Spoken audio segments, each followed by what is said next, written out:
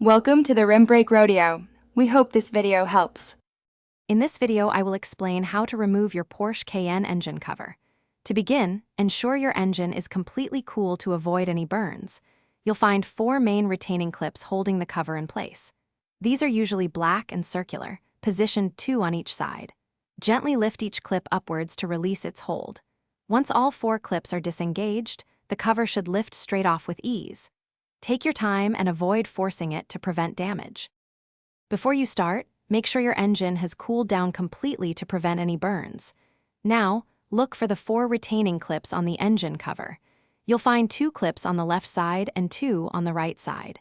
These clips are usually black and have a distinct circular shape.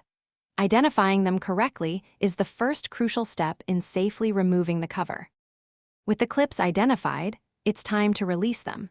Gently lift each of the 4 clips upwards.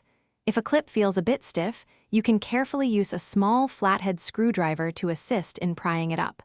Remember to apply even pressure and avoid forcing anything. Once all 4 clips are disengaged, the engine cover will be free to lift straight off. When you're ready to reinstall the engine cover, simply reverse the process.